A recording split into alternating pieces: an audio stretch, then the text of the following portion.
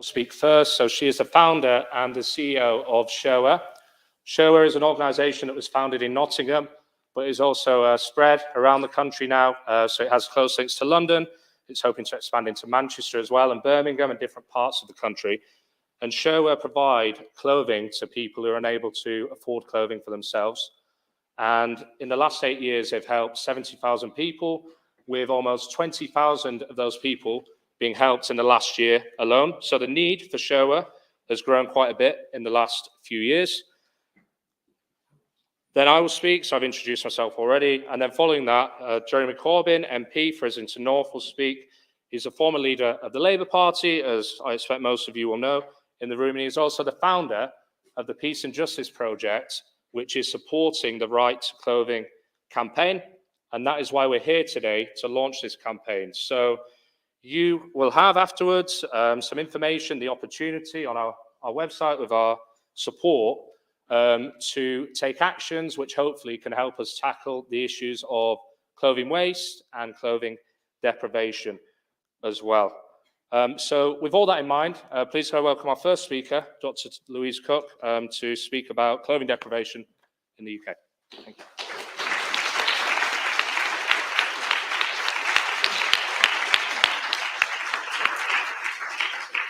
Good evening, everyone. I've been advised to use this microphone for the room and this one for live, but can everyone in the room hear me okay?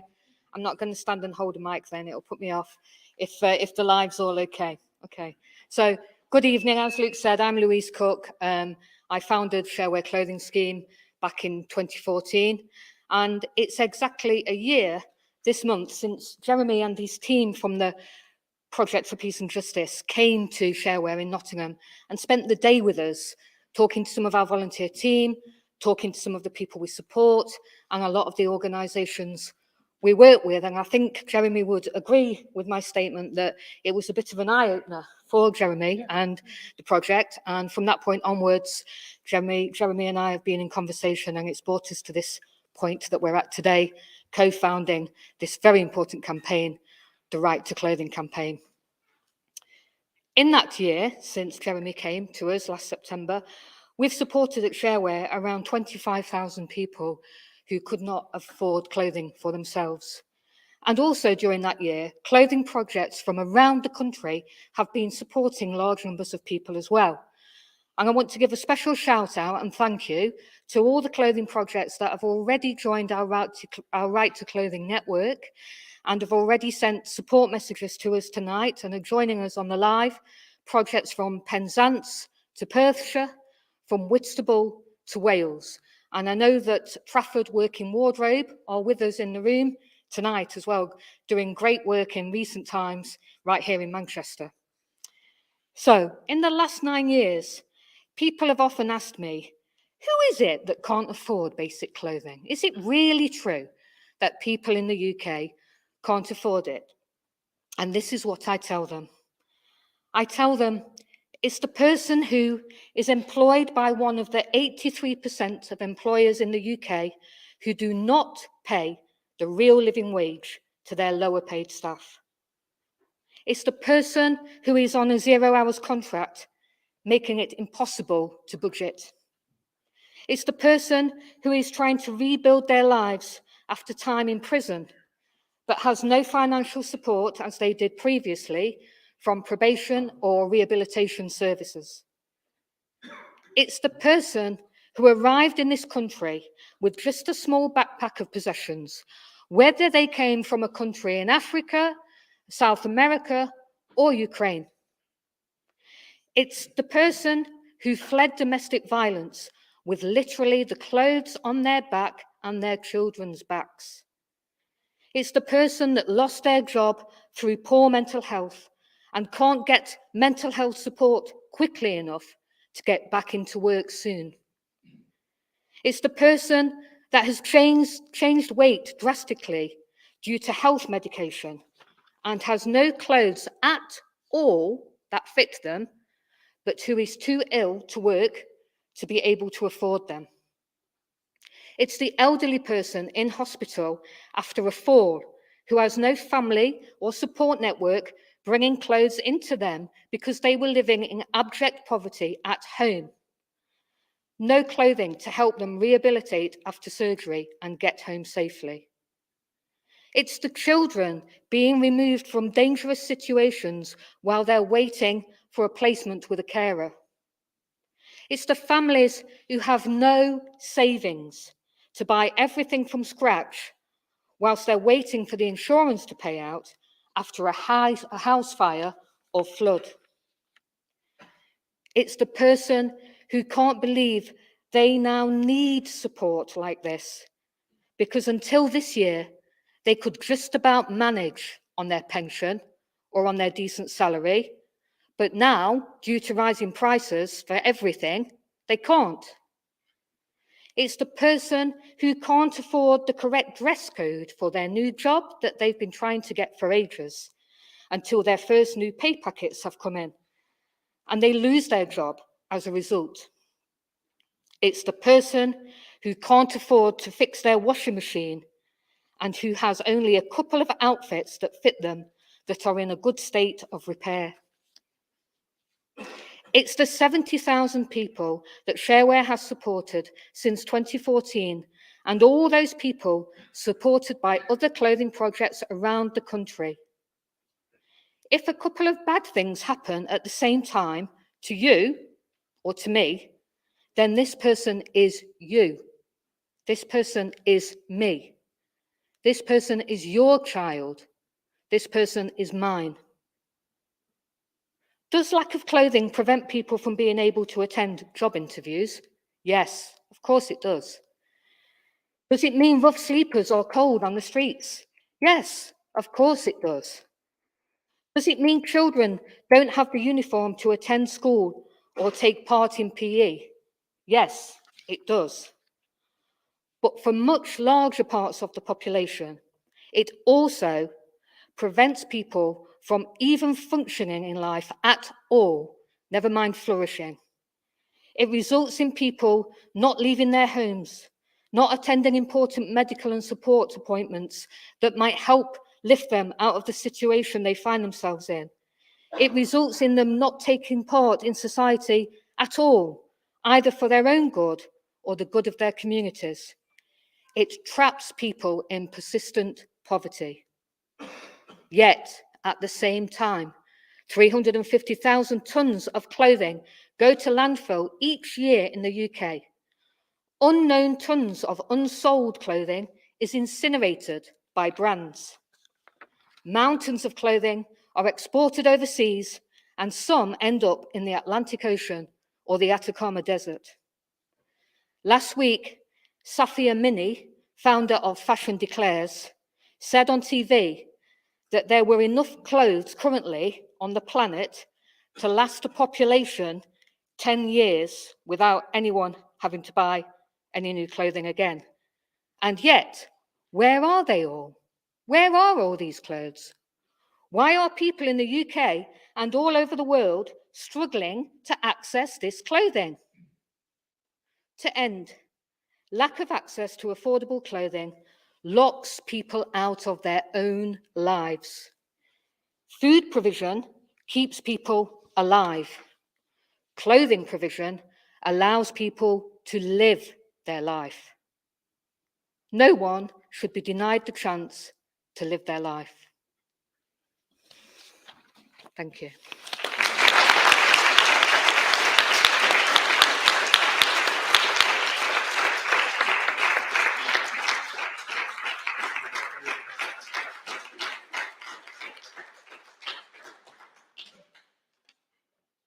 Thank you so much, Louise, for highlighting who this issue can affect in terms of clothing deprivation and lack of access to clothing here in the UK.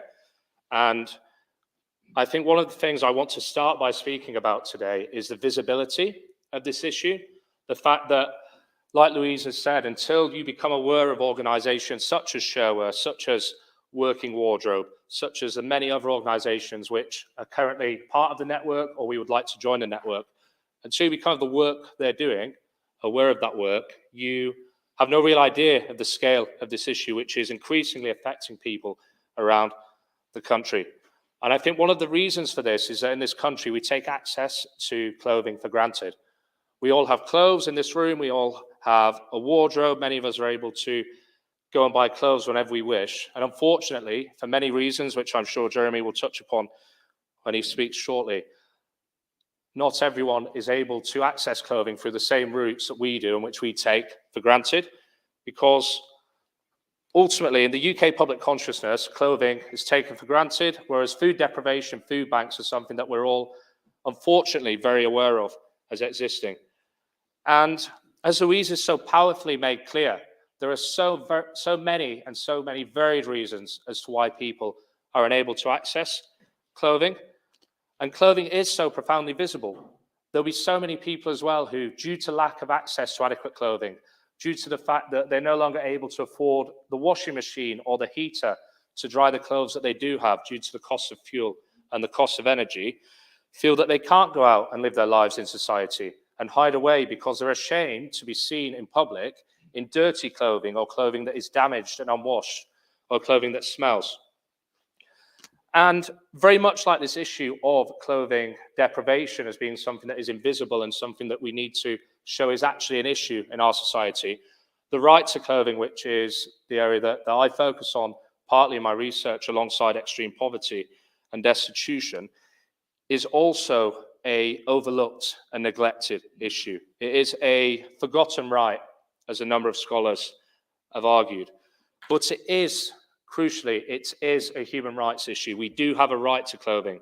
And I've seen when Jeremy tweeted yesterday, lots of what I would consider bad faith responses to that tweet, suggesting that clothing is not a right and it's not a right that people should be able to claim with the government. So the next thing I wanted to address was, well, why is clothing a right? Because obviously you in the room and the people on the stream as well, I cannot expect you to be experts in human rights law or to fully appreciate where we derive this right from. So first and foremost, the right to clothing is contained in a range of international instruments which have been signed as treaties, meaning that they create legal obligations for the states that have contracted themselves to be bound by those obligations. Most famously, the right to clothing is contained in Article 11 of the International Covenant on Economic, Social and Cultural Rights. This is a treaty that was created in 1966 and entered into force in 1977. That's almost 50 years ago, and yet we're still having discussions about the status of this right. But then why is clothing important? Clothing is important because it's what we would call a basic right or a capability right.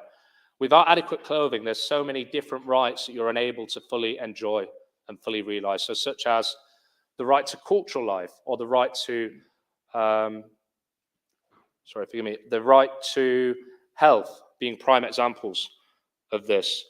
And I've taken to saying that very much like the fabric from which the robes in the fable of the Emperor's New Clothing were woven, the right to clothing is itself also invisible in our policy discourse, in our human rights discourse, and hopefully this campaign can work some way towards granting greater visibility to the issue of clothing deprivation, but as well as that, to the issue of the right to clothing and using the right to clothing to address this. So what do I mean when I say a right to clothing? Yes, I mean that people who have inadequate clothing and people who do not have access to clothing through the market, as many of us do, the traditional routes, that they should be able to claim a positive obligation for the state to do an action that provides them with clothing. And there's many things that the state could do positively. So for example, Mexico in 1990, when it was responding to the UN committee's queries as to what it was doing to fulfill the right to clothing, said that it had a national company for the supply of popular necessities, which sold clothing at reduced prices to very low income and marginal groups. So the state can subsidize clothing for the people that need it most. What else can the state do? In Panama, they had public-private partnerships in 1991 from which needy school children benefited from uniforms and shoes. And here in the UK, in Scotland, only a devolved power, we have the school uniform grant whereby local authorities can subsidise through vouchers the cost of school uniforms for children, with data showing in 2018 that 500,000 children in the UK had missed days at school due to not having the full correct uniform. Some schools force you to wear trousers with a purple lining that costs £24 a pair because they benefit from supply arrangements whereby they get a commission on every pair of trousers sold. And that links me to my next point. What else can we do as a state, as a government? We can regulate things such as school uniform, which is something there have been campaigns in Parliament on this, to limit these partnerships where people benefit. The government also, and under its human rights obligations, should be under a positive obligation to create a regulatory framework which may, for example, be used to prevent discrimination based on clothing grounds. So prevent somebody being discriminated against for wearing certain kinds of clothing, for example. And then I think this brings me towards my very final point, which links to this idea of, oh, well, organizations like Sharewear, organizations which are charitable organizations, are meeting some of this need because they're incapable of meeting all of it, some of this need. Why is it that charity cannot fill these gaps? Why can the big society not fill these gaps? And for me, charity involves neither a right of an individual nor a duty of the state. It can be taken away in an instant if a charity is unable to secure funding, for example, if people stop donating clothes, for example, as well. There are also issues of availability within these change, issues of accessibility, issues of, well, I can't afford the bus ticket to travel to this centre where I might be able to get some free clothing if there's some that fits me. And I know organisations such as Sharewear have taken actions to mitigate that, to make sure that people who need clothing can get it. But not every organisation can do that. But ultimately, it is a deflection of the state of the responsibilities it has undertaken freely by signing this treaty to ensure that everybody in the UK and in other states that have signed this treaty around the world have access to an adequate standard of living, which includes a right to clothing. And so I think my very final point is that charity, it doesn't prevent people from experiencing destitution, it only perpetuates it. And with that, I'd like to hand over to Jeremy Corbyn, MP.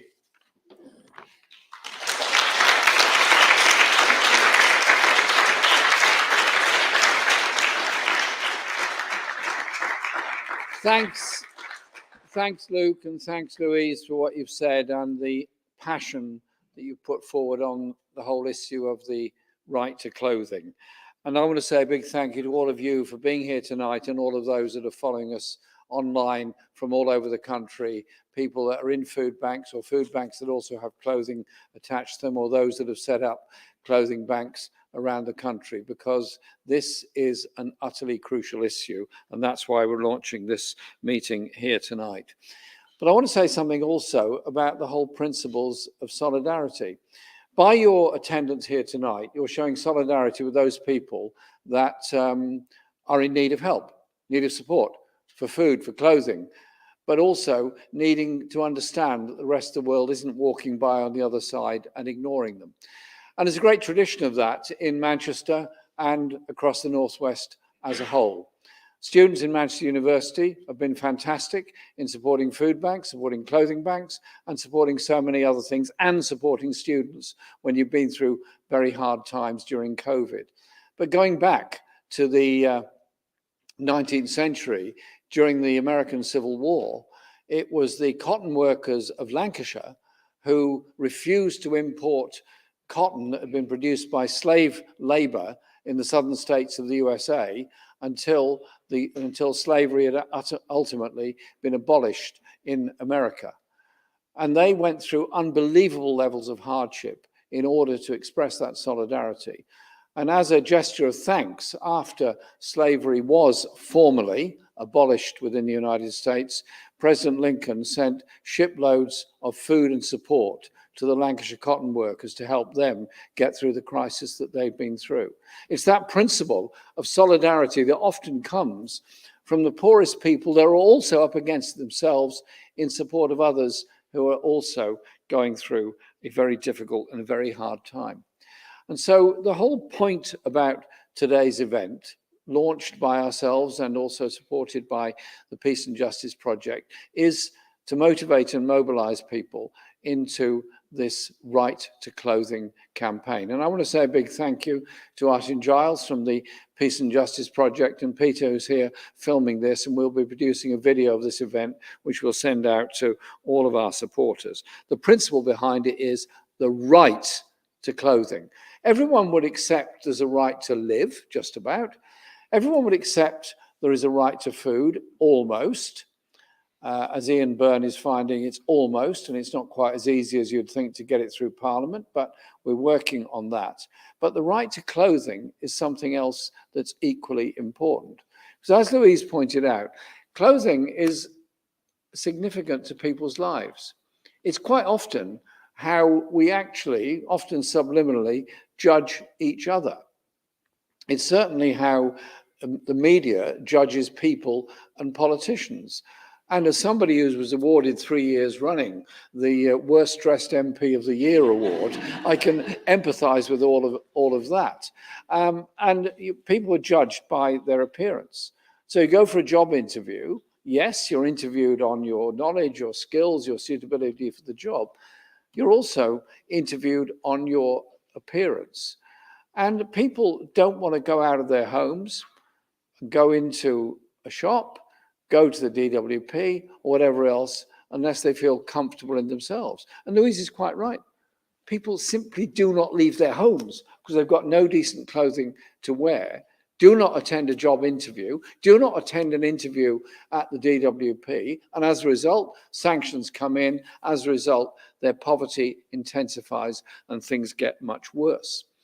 And for children in school, the school uniform issue is a huge one. Now, I've basically come full circle on the school uniform issue. There was a time when I was completely opposed to the very notion of a school uniform on the basis it was sticking kids unnecessarily in a uniform.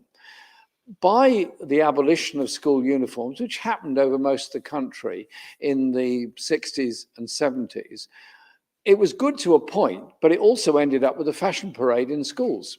And that fashion parade was actually very difficult for children from poorer families that could not afford the brand labels and all the rest of it. And so we've now gone back to school uniforms. But I have to say, many of them are ludicrously expensive. We had a very interesting meeting before we came into this morning with a group of you who had been doing a survey of the cost of school uniforms in schools around Manchester.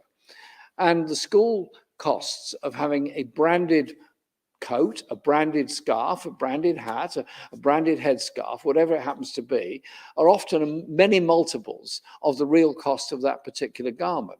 And so I think it is up to us to have a campaign to lower the price of school uniforms, to have the simplest possible uniform you can have, sweatshirt or whatever, which is affordable and wearable. And if our campaign reduces the cost of a school uniform by 30 or 40 pounds, that's 30 or 40 pounds that family has got to spend on something more useful than an expensive school uniform. So it is about our campaigning ability as well.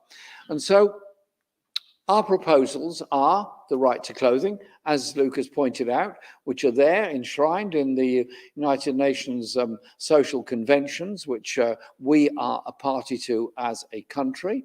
And it is about demanding that right. Now, I wish there was no need for food banks. I wish there was no need for clothing banks.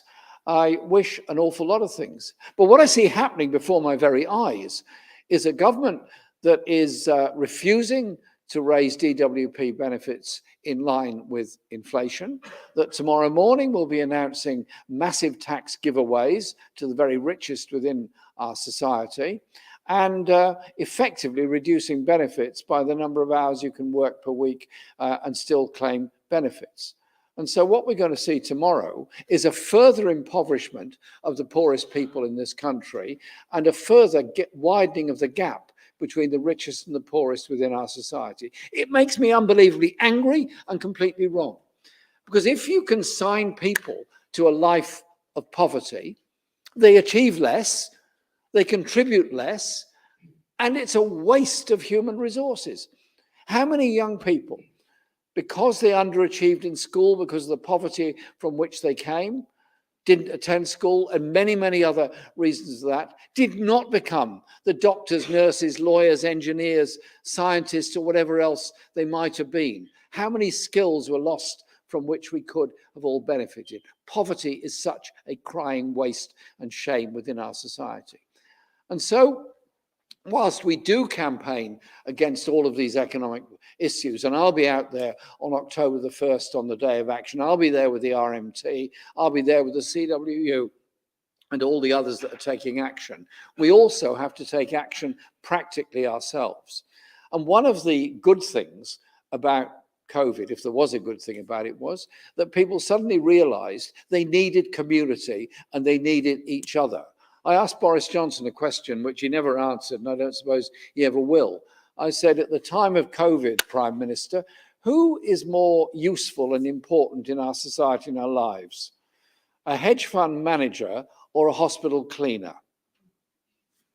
He didn't know the answer.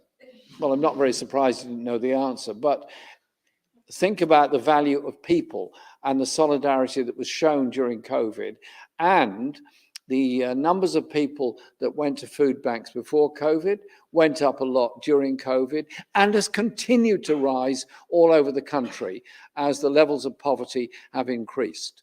And so we support Ian Byrne, who's done such fantastic work with supporters from Liverpool and Everton football clubs, and the support that's been given here in Manchester from supporters of both Manchester United and Manchester City, and football supporters all over the country, because they recognise in themselves the need and obligation to help others. And so our campaign on the right to clothing is a very serious one. We're mobilising people to support clothing banks, support the campaign on the right to clothing, and then we'll take the issue to Parliament as well with private members' legislation if we can get that, but also by raising things, raising debate and raising demands. So we raise that. And I appeal to all of you that have come here this evening, listen very carefully to what Louise and Luke said about the sense, the logic behind it all. But above all, don't go away from this meeting saying, well, that was a nice evening, that was nice online. No, do something about it. Get involved in this campaign, get involved in forming clothing banks, because it will make such a difference to somebody's life that they can dress themselves in good quality, decent, clean clothing. But it will also lead us to ask a few questions about the clothing industry as a whole. The number of brands that deliberately burn and destroy good quality clothing in order to keep the brand name expensive, in order to keep it going. The amount of clothing that's thrown into landfill or incinerated, and the material that's used to make the clothing, excessive uses of human-made fibers, rayon and others, mixed with cotton and wool, means they're not biodegradable. And so we have to make those demands about biodegradable clothing materials as well in order to protect our environment. And don't forget the situation facing clothing workers and levels of pollution that happen. We obviously would be opposed to somebody pouring chlorine or bleach or anything else into any river alongside a factory making clothing in this country. We're quite right to do that. In fact, it would be illegal. It's not illegal in other parts of the world. And so by buying cheap, over-dyed and over-bleached clothing from other countries, we're often contributing to the pollution of watercourses and rivers in those countries by that. So it is also going down the whole supply chain as well and supporting those workers in Bangladesh and other places that are fighting for trade union rights and a decent existence. And so when you start to think about the issues of clothing, it becomes quite fundamental to human life and how we respect and work with each other. So we start with the right to clothing. We start with this campaign to get the legal right to clothing. And in doing that, we open a lot of eyes and we empower people to challenge a system that deliberately creates such inequality, injustice, and unnecessary poverty in our society. Thank you for coming here tonight, and thank you for your support.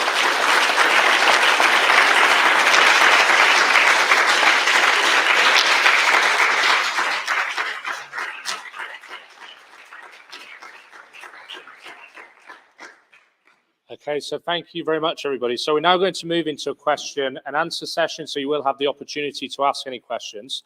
We're going to have 2 roaming mics, which will be brought to you for you to ask your question. Or make suggestions as well. Or make suggestions, of course. And if you are on the live stream, we are monitoring the chat there, and some of the questions from the live stream will also be asked in the room on your behalf. So one request when it comes to questions is please be succinct in answering your question, because I'm sure there'll be lots of questions in the room that people would like to ask. So let's give as many people as possible that opportunity. Wonderful.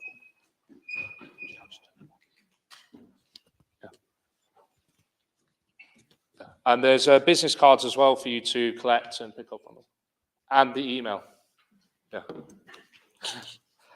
And then, yeah, okay, wonderful, brilliant. So if there's any questions in the room, please raise your hand. We might take 2 questions, then answer them, if that's okay. Just in the one mic. And then, so there's 2 near each other, so that's perfect. Hi, I spent a few years in jail, and when you come out, basically, you can't get a lot of work because you've got the criminal advice. So what you're forced to do is go into the cheap labour pool, working in construction, minimum wage. But the problem is, I've been in the position now where you're on site, you're working, people turn up, they've got no money, they're desperate for work. They've got no boots, but the management just say, no, go away. They stipulate you've got to have these clothes to work, and they haven't got them. And so they're trying the hardest, and they end up getting back into crime, ended up costing the community more and causing problems because they were never given that chance, because they never had the basic things to actually do the work, to take employment. Heartbreaking. Absolutely. What did you say your name was? Paul. Paul, thank you for raising that point and for your honesty tonight. Yes, that's exactly why I referred to both of those situations when I was speaking. The situation of someone coming out of prison, but also the situation of people not having the right clothes for work to start with, so they can't actually hold the job down. It's impossible to buy the right clothes for a new job without any support at all until you get your first pay packet. But then when you do, some people are so far in debt and so up to their eyeballs in other commitments that they have to settle those debts first and pay off the loan shark before they can use that salary to buy clothing for work. And it's just a self-perpetuating cycle. And regarding people coming to us out of prison, I'm really, really sorry to have to say that we've had people come into our centre in Nottingham and say the first thing they did on release from prison was steal a coat from Primark. So how are those people going to stay out of prison? Never mind rebuild their lives, contribute to society, make society a better place and flourish in their own life as well. So thank you so much for raising that point, Paul. Paul, that's a great question. It gives me an idea that I think it'd be a perfectly reasonable demand to say that somebody leaving prison should be prepared for life outside prison. Prison is supposed to be rehabilitative. I would have thought it's perfectly reasonable to say they should be given adequate clothing when they leave, so that A, they can get to where they need to get to, but also they can go to the interviews and go to the job things and so on. It's not that expensive for the prison service to do it, but it would make such a difference to a prisoner's life coming out of prison. So you've given me a good idea here. We'll add it to it. All right. Thank you very much. As well, the reoffending rates. Yeah. It's and you're just taking people that've got skills that want to, and they have got mental health problems. If they can't be taken into the community and reintegrate, you're causing more problems, and it's just terrible for society. The cost is so much more. Yes. So you're doing a great job. Yeah. Just before we take another question, just for really the benefit of the people on the live stream and in the room, just to make you aware of the website where you can, there's a box you can sign up to receive updates from the Right to Clothing campaign. But in addition to that, if you'd like to contact the campaign, you can do so at the email address hello@righttoclothing.org. So that's hello@righttoclothing.org. Next one. Yeah.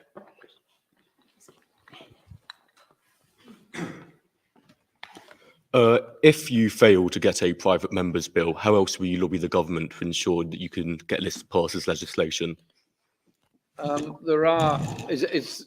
It's not easy to win a private member's bill, but in merely raising the issue, that gets it some coverage and some debate. We have made some progress on school uniform rights and school uniform legislation. The Welsh Government provides school uniforms for all school students, or make sure they have them, which is a very good thing to do.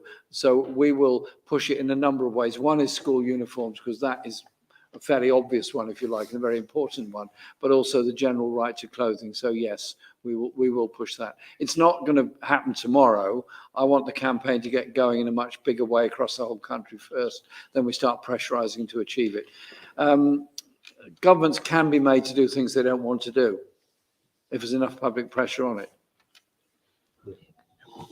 And I think what I'd add to that as well is that one of the purposes of this campaign is to raise the visibility of this issue, to show that there is a problem there, and to highlight that there needs to be a response to address this problem. So, like, for example, one of the things that the campaign has done already is we've submitted evidence to so for those that don't know, just to give this background, the UN Committee on Economic and Social Rights monitors the implementation of economic and social rights in the UK. They do a report every 5 years or so. The last one was in 2016. It's been delayed by COVID. We've submitted evidence specifically from our organisation, from our partner network, which addresses this and is asking them to address it as well.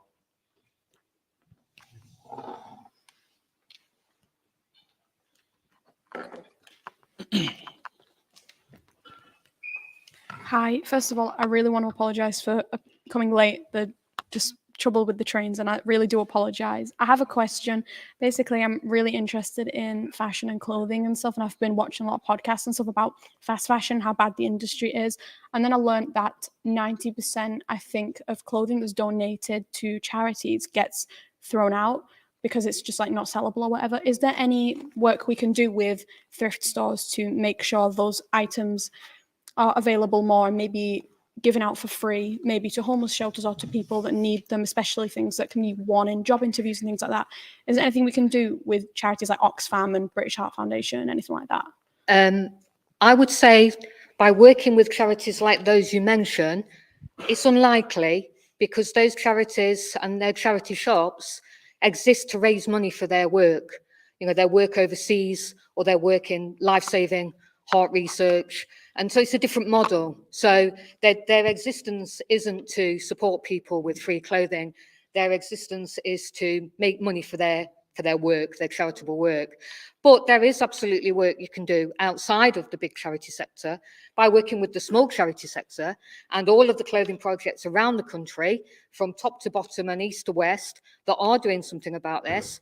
And if you check out the righttoclothing.org website, you'll see Sharewear has plans on there to set up franchises run by passionate, interested young people like yourselves that want to do something about the planet and do something for people at the same time. Check out the information on the righttoclothing.org website. Get in touch. We're underway. We're having lots of talks in Manchester to try and get a franchise off the ground in Manchester sooner rather than later. The same in Birmingham. And then we'll be turning our attention to North and East London. So there's lots you can do to keep clothing out of landfill, to stop it from going overseas, and to get it redistributed in your local community. A visit to the centre in Nottingham actually changed my whole view on the whole thing. I was spending a day with you looking at what you'd achieved and how it was done and the quality of clothing that you were distributing to people, and it was changing their lives. I mean, just hear the figures that you talked about, 70,000 people's lives fundamentally changed for the better by your activities. We can do that everywhere else. And Sharewear was completely volunteer-led for the first 4 years of its life. 4 women started in a cupboard in the back of a church. You can achieve a lot with very few people, very small amount of space, but a lot of goodwill, a lot of passion, and a lot of that clothing that is out there just going to waste. I think I'd just like to add in terms of what else can we do. So on our website now, for the campaign, we have a template of a letter that you can send to. We've listed over 30 different clothing brands that you could send this letter to, asking them what they do with the returns, what they do with the end of line. Do they destroy it? Do they make it accessible to people who are clothing deprived? If not, what are they going to do about it? So I'd really like to encourage people to, as a call to action, as something very tangible that you could do tonight, straight after this meeting, is to go and send that letter in your name to these organisations to start getting this discussion going with them. As well as that, we can sign up on the website to volunteer. You can email us at the email address that is on the website to offer to volunteer as part of the campaign as well. And there's so many opportunities for volunteering within this campaign, because it could be you want to do some research, or you want to do some social media, or you actually want to do a centre where we provide this clothing. So there's lots of opportunities. All I would say is that the aim of making that clothing not be sent around the world or sent to rot in the Atacama Desert is something that will be achieved through many small actions that build up to that. And there's lots of small actions that we can take now towards that end.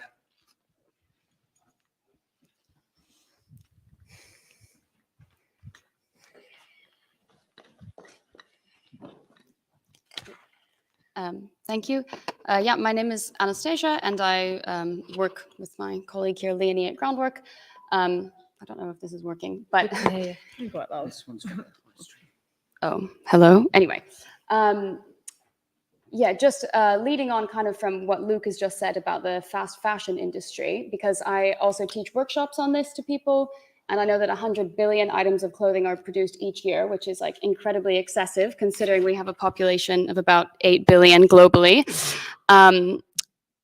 So I suppose my question is, how would you get fast fashion corporations on side, or how do you think that they might be regulated in a way to produce less waste?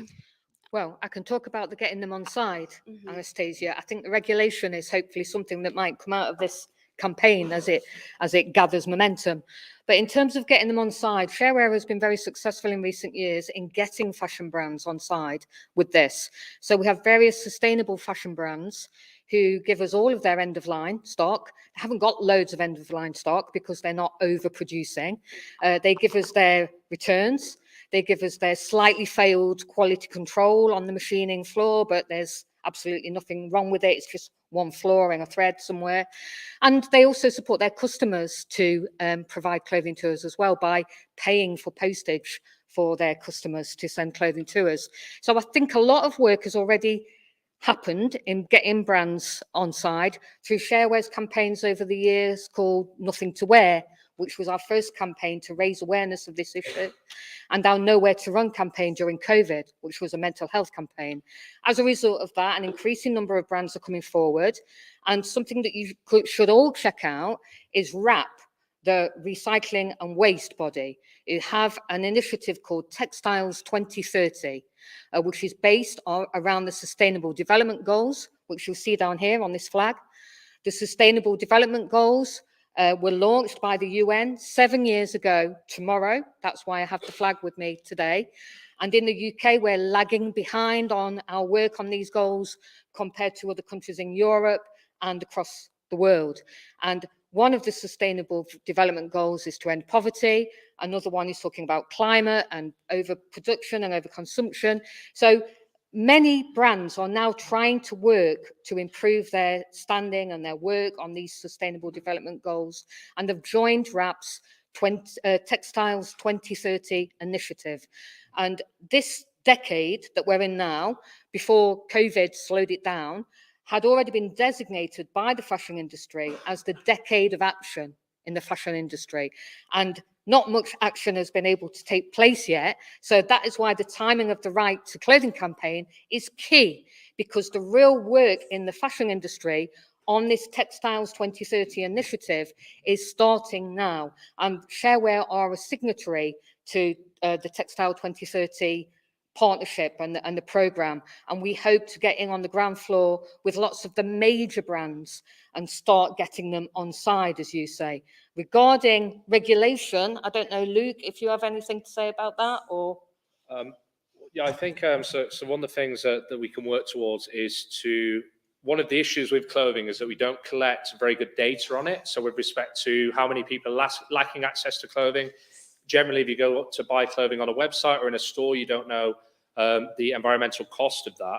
And I think just to bridge forward, so like obviously regulation is a top-down approach, but I think there's great scope for grassroots up approaches whereby we inform consumers actually and make them more reflective upon their clothing choices and how they engage with clothing in the market.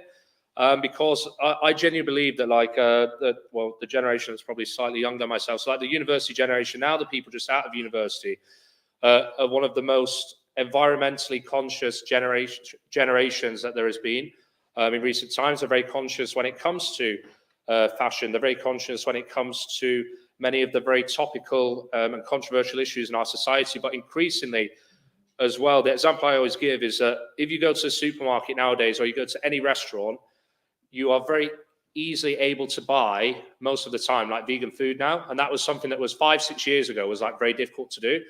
And that has come about because more people have started eating that diet, a plant-based diet, whether they identify as vegan or not. And I think if people are more reflective about their clothing and start making certain demands of clothing before they will buy it, the market will have no choice but to respond to that. And so I think as well as regulation, top down, a big part of this campaign, and this campaign is ultimately about bringing the grassroots together and having a solidarity and mobilization, is about making this issue visible, but also in people's minds, make them actually think about clothing rather than taking it for granted. And hopefully that can lead to change in the longer term. Tom, this young man's been waiting a long time. Oh, thank Sorry. you. Well, I'm not sure if this point has already been considered by the organisation, but could you push schools to encourage the students and the teachers to donate their old uniforms that they don't need anymore or they've grown out of? So can I just say, so that my mum works in a school. I think most schools are doing this already. Most schools are having to do this out of necessity. And it does meet demand and need to a degree. But I would argue that the fact that they're unable to buy, if a family is unable to provide their child with school uniform, it's highly likely that other members of the family are lacking clothing for outside of the school context as well, because it's a broader issue. I don't know if you'd like to build on that. Yeah, I mean, many schools are now trying to take action on this, but it seems to be a bit haphazard. And I'm a former teacher myself, so I know the pressures that teachers and schools are under, the budgets they're working to, the time constraints on their staff. I understand it, I get it, but I think there needs to be a joined-up approach across the nation for schools to work in a less haphazard way, to form networks. Families of schools or multi-academy trusts, as we now have, should be working together to make sure that every year group's clothing is brought into school at the end of that year group if it's in decent condition and provided to families in need in the upcoming year below it. That's something that could very easily be organised en masse in a whole multi-academy trust. And again, Luke talks about some schools doing this, but in our experience, an odd school here and there within a multi-academy trust will be doing it. It's a drop in the ocean. Every school within that trust needs to do it. And because of the competitive nature of education these days, because multi-academy trusts are businesses, because of that competitive nature, vying for students with each other, once one trust takes action on that and makes it the norm across the trust to pass clothes on from year to year, then surely other trusts will follow. So there you go. That's a bit of a call out to any school teachers out there and decision makers in schools. But it's a good thing to do a localised campaign on, to approach the school, as has been done with some schools around Manchester, just to say, well, hey, what is the cost of your uniform? What are you doing about having a passing on arrangement? But as you quite rightly say, if it's within a family, that doesn't necessarily work because the family are likely to be quite poor anyway. It's much better if it's done on a collective level through the school.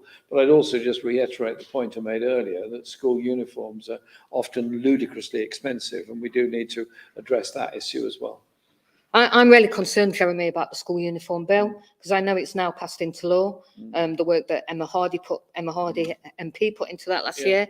And I'm worried if it's actually being paid attention to by multi-academy trusts at the moment. Explain what the bill is, I think. So the school uniform bill was to curb the powers of schools to set ludicrous prices on their branded uniform. And by that, I don't mean their PE kit sweatshirt and their blazer.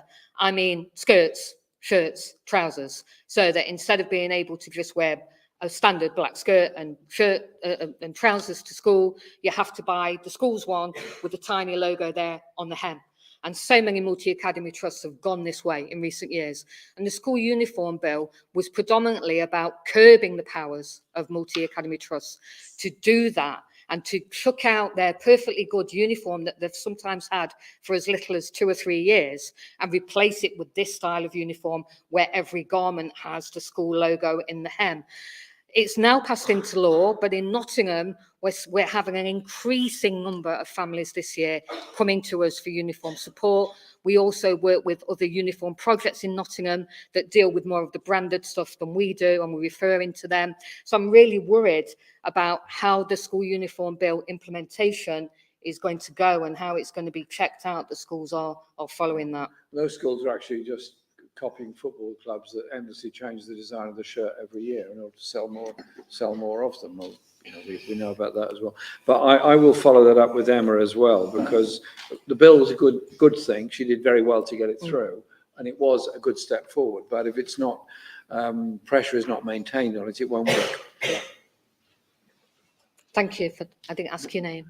Oh, Luca. Thank you, Luca. Thanks, Luca. Really good question.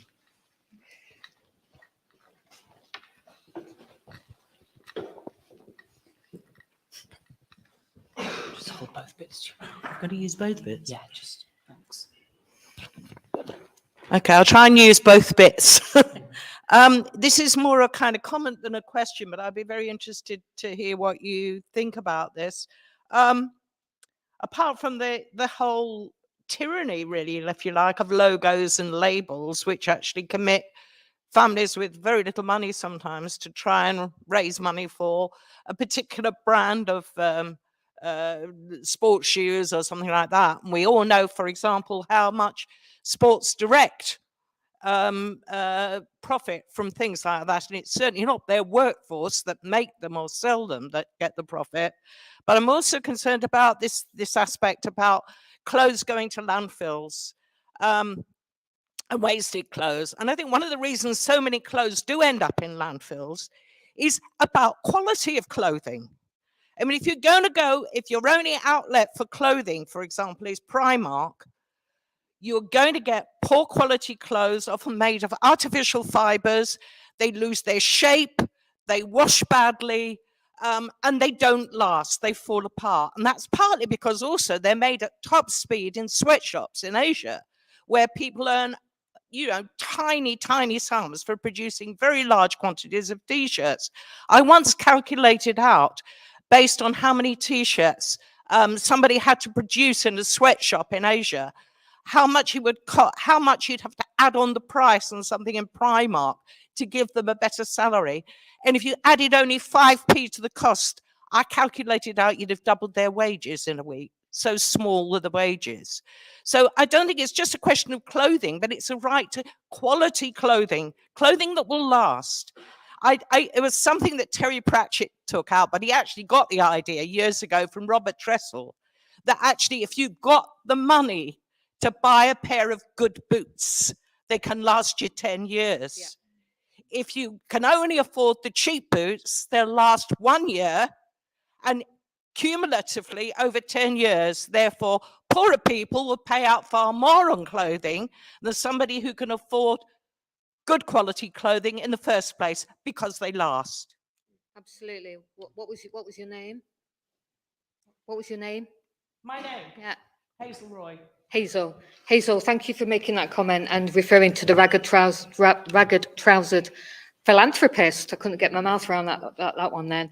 But yeah, absolutely right, of course. And the poor get trapped in that cycle where they're forced to buy cheap quality clothing that doesn't last beyond a couple of washes. Then they have to buy more. So that feeds into this whole clothing deprivation, the unaffordability of clothing. It's all part of a vicious circle. And regarding that clothing ending up in landfill because it's not wearable, yes, it's feeding into that as well, absolutely.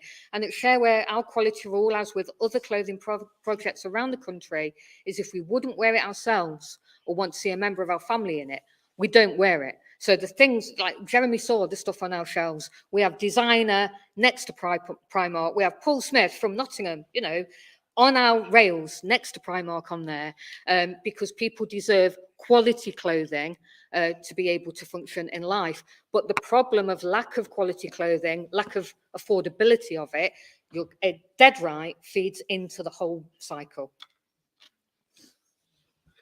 But also the clothing that doesn't go to landfill, that goes to incineration, and most of it does. Your point about artificial fibres in it, then incinerated at a very high temperature, give off some horrible toxic mess, which ends up in the atmosphere as well. So, you know, there's a question there about what happens to it also.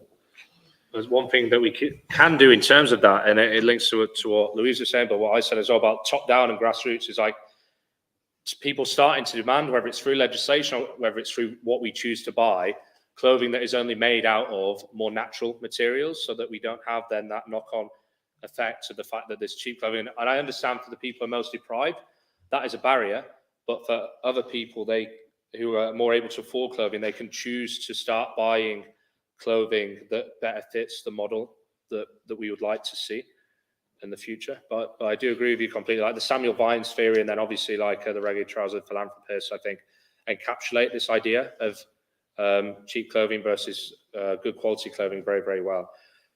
So just before we take any more questions in the room, and just so people are aware, we're going to start drawing to close now the questions, and there will be a reception in the foyer afterwards, and there's some refreshments available for that. There'll be an opportunity to network and so forth. We are going to, as I promised at the start of the Q&A, take some of the questions from the online stream. So I'll read the questions. They'll be addressed more to you, if that's okay. So the first thing I'd just like to mention before I take a question is mentioning an organisation called No Sweat, and there's other organisations such as No Sweat as well, who are part of our network, and they, would you like to just, so I know what No Sweat do in terms of activewear? And, I'm not an expert on what all right. No Sweat do, Luke. Okay. So sorry, yeah, so we have no part of the Martin, are you an expert? on No Arting Sweat? is the resident expert.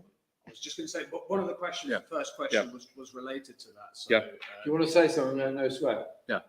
yeah, so maybe Luke, if you read out the question. Yeah, so I read out the question. I think Apologies. you need a Yeah, so microphone as well. yeah, so please can you expand on plans to link up with garment worker unions and rights groups in the global south who are also fighting for living wage for making all these clothes? Thanks. So the No Sweat campaign. Arting's going to speak. Yeah, so as was mentioned by Luke and Louise and Jeremy, part of the Right to Clothing campaign, which we've set up, has got the Right to Clothing Network, and that's the opportunity for charities, campaign groups, trade unions, both internationally and locally, to get involved. Food banks, already groups that we've worked with, swap shops, different groups like that, to get involved with and joining us with our campaign. And as Jeremy mentioned, part of the campaign is about the environmental impact and is about access to clothing, but also about garment workers in the global south. And so we're working with groups like No Sweat and with others, Clean Clothes Campaign, to try and support their activities. And when we engage with brands, we'll be raising these issues further down the line in some actions. So it's through the network that we're working with these groups to try and progress their campaigns, highlight their issues. And when we eventually engage with brands further down the line, we'll be raising these issues as well. And just the other day, we have been giving support to the Myanmar garment workers as well, who are a very important and significant union grouping in Myanmar. They are working class organisation opposing the military dictatorship, and obviously trying to make sure all clothing workers in Myanmar fully unionised. We've also been supporting those that have been campaigning for safety and union rights in Rana Plaza and others with the Bangladeshi community in Britain. But where it comes in is, yes, the discussions we may be able to have with the brands. It's also what other people do in demanding of the retailer they go to. Who made this item of clothing? Where was it produced? What was the worker paid? And the point that was made there about increasing the price of a T-shirt by 5-10 pence, which would be not noticed by anybody buying that T-shirt, would make a significant difference at the other end of it.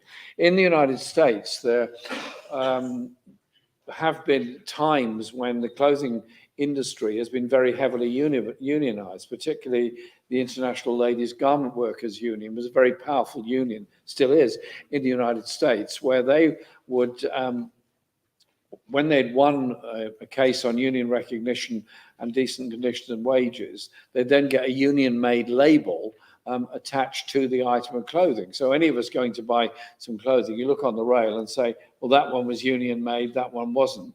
You choose the one that's union made as a way of expanding the consciousness about trade union membership as well. Thank you. And so we have another question online then, which is about, it relates to what we can do if we want to donate clothing. So do Take One, Leave One initiatives help And if so, can we put out our own rails rather than donate clothing to big charities? Take One, Leave One. I'm very aware of that initiative. I know Take One, Leave One Leeds are supporting this campaign. They've been tweeting it out. They want to join the network. They're very keen to be a part of it. And Take One, Leave One, if you don't know what that is where people sometimes just set up a rail on their high street and put a sign on it saying, take one if you need one, leave one if you can. And it normally is coats, but it can be other clothing as well. And in the winter months, we see an increase in the number of these take one, leave one rails out there. They have their place. They help people. My concern is that someone who's on a very high salary could just go and take a coat off there if they wanted to. That's just a concern I have with that. Right. So the clothing might not reach the people that most need them. However, I do value, the work of Take One, Leave One initiatives, and at least it's people showing some initiative, trying to keep clothes out of landfill, trying to share them with people that need them. I think you should say, take one if you need one, leave one if you can. Yeah, which is what it says on it, Jeremy, but it's the monitoring of who's taking them that worries me. Yeah. Okay, thank you. So I don't personally, I know there are more questions online, but I don't personally have any here. So I think we have time for 2 more questions in the room. And so we have a question right at the front here. So the lady in the second row, and then at the back as well, in the black jacket, if that's okay, please. Apologies to people who've not had the chance to ask a question, but there will be an opportunity in the foyer to ask questions to individuals. Just before this person asks their question, can I please say thank you to Tom here, running around with the mic.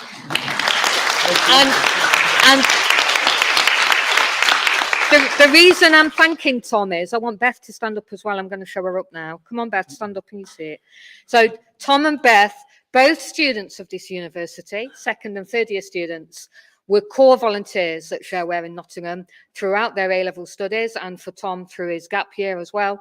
Tom actually ran Sharewear Nottingham for several months to give me a break from running it for a bit, and he's a superstar, so is Beth, and so you've got 2 really brilliant Sharewear students right here in your university. Use them and get something going.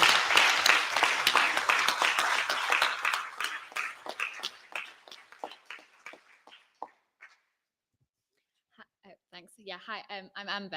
Not too dissimilar from some of the things that we spoke about, especially since Hazel spoke, with regards to the complexities that surround boycotting fast fashion and trying to move more into slow fashion, and especially relating to the idea of solidarity that you spoke about, Jeremy.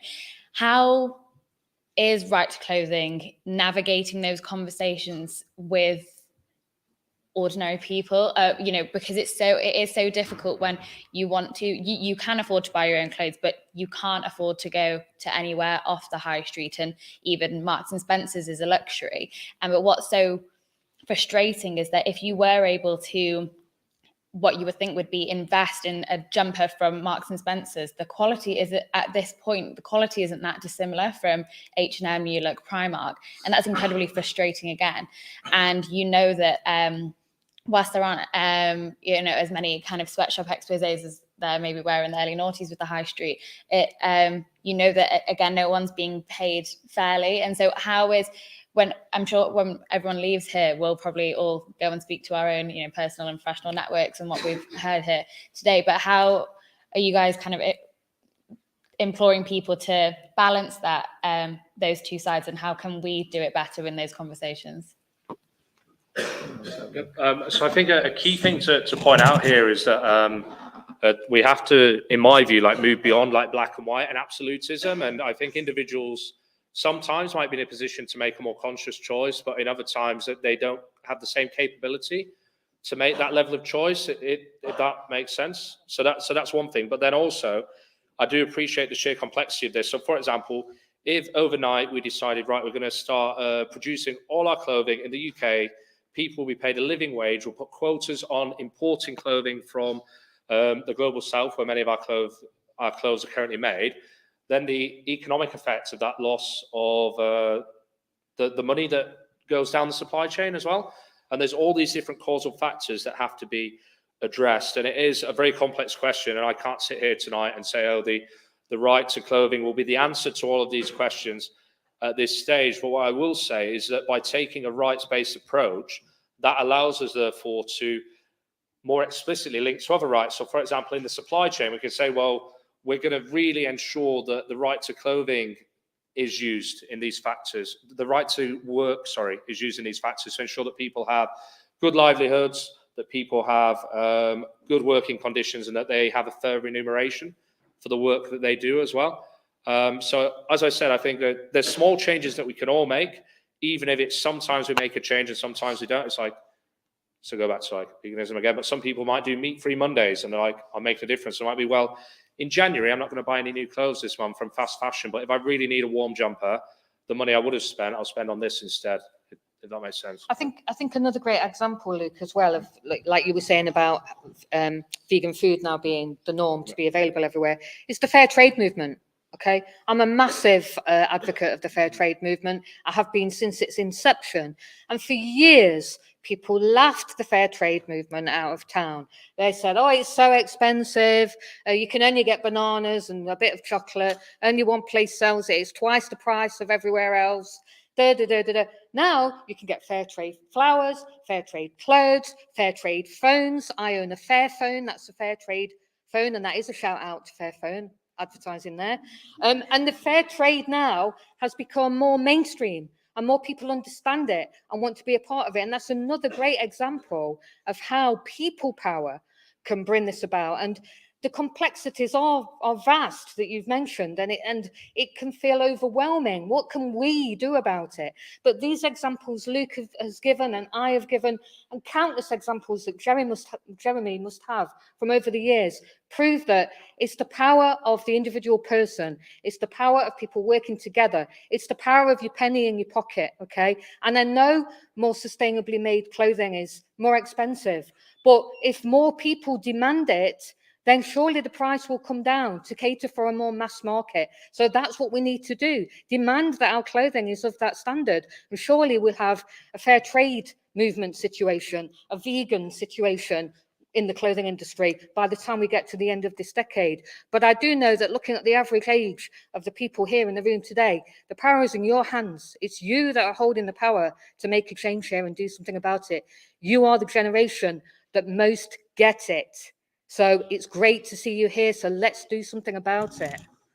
Thanks for what you said. Really powerful question.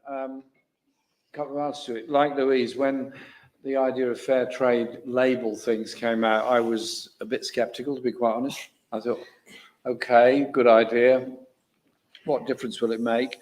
Over many years, it's made a massive difference. And I remember very profound moment meeting groups of coffee growers in Guatemala and Honduras who had managed to get their brand, a cooperative produced brand, sold through fair trade, which meant they got a good price, they got good quality, they had a good quality product anyway. They were then able to pay for education and recreation facilities in their towns and villages where they got this. So it made a very fundamental difference. But the point you're making about downstream or upstream, whichever way you want to look at it, on the quality of clothing and the stuff that Primark sell. I mean, Primark's whole business model is to sell a vast quantity of non-reusable, low-quality clothing as quickly and as fast as possible to get you back in there to buy a whole lot more a few weeks later. And that is profoundly damaging to the environment. They're not particularly great employers, and it encourages the most awful employment practices down the line. Well, there's a lot we can try and do by individual consumer rights campaigns, but there's a great deal we can do about trade justice and trade campaigns as well. The government tells us it wants to make, choose your number, trade agreements with X number of countries by next year. Every single one of the trade agreements they're making so far is a bonfire of regulations. A bonfire of regulations on environmental protection, on consumer products, and on human rights at the end of it. There was a movement during the time of membership of the European Union when every trade agreement had a human rights clause at the end of the agreement.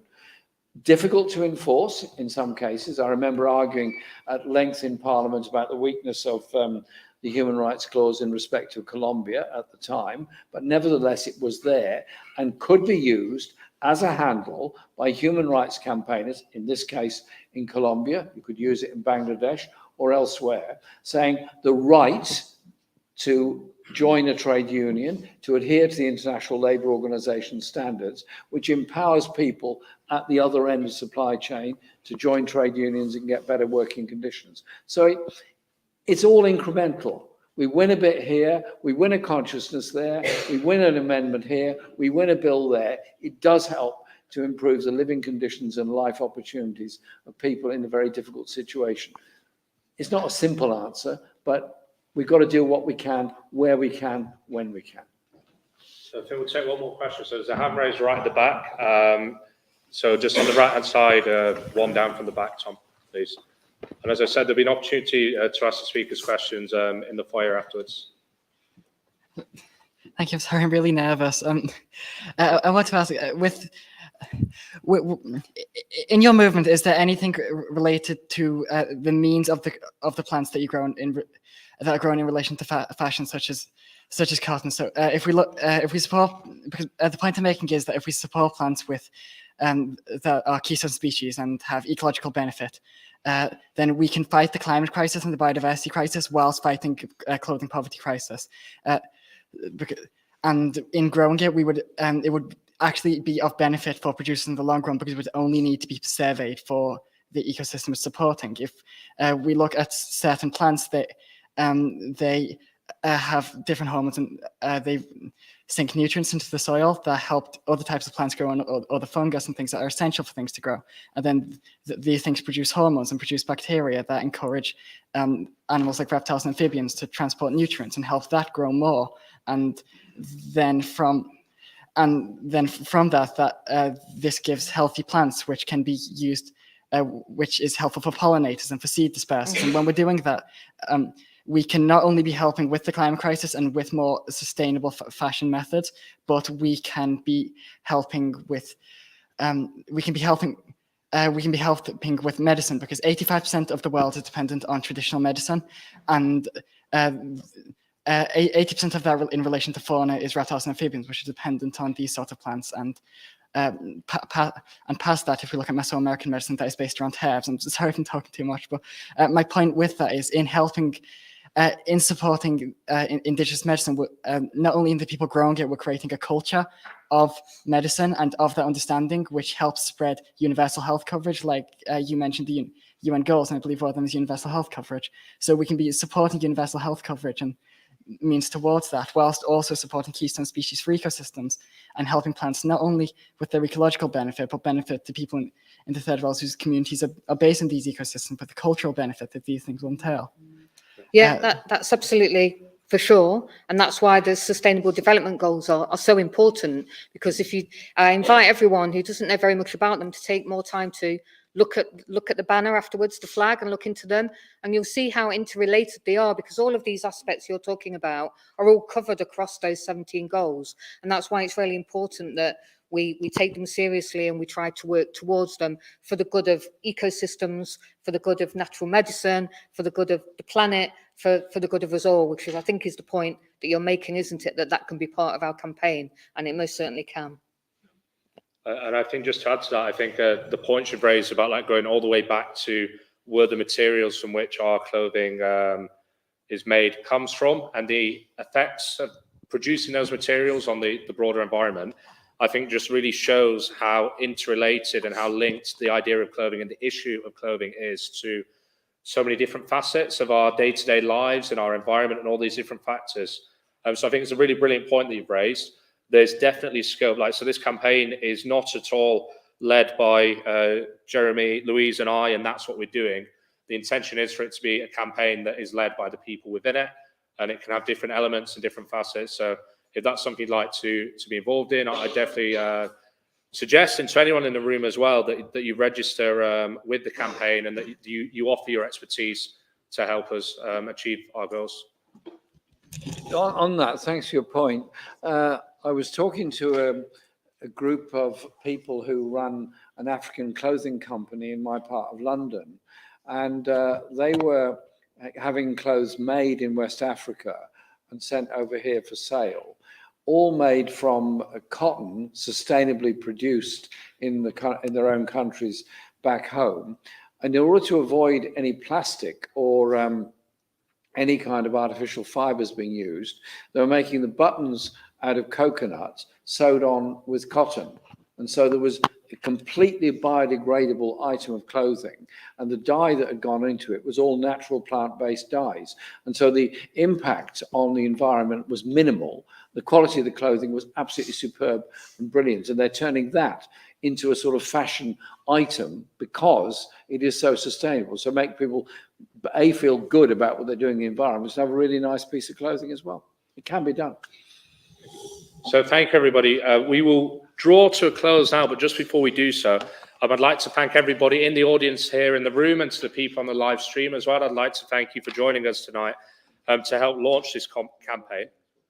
And I would like to thank Artin as well for all the work that he's done as to ensure that we could get this event going tonight and that we could move the campaign forward as well. In addition, I'd very much like to thank Jeremy, and I'd like to thank Louise for travelling to Manchester to help us launch this campaign. But finally, the final point I'd like to leave you with before we go and enjoy some refreshments is please do see tonight as a call to action. There is a letter that you can go away and email tonight. You copy and paste it, you send it to the email addresses that are on our website. The information's on the screen right now, and that is a tangible action that you can take today.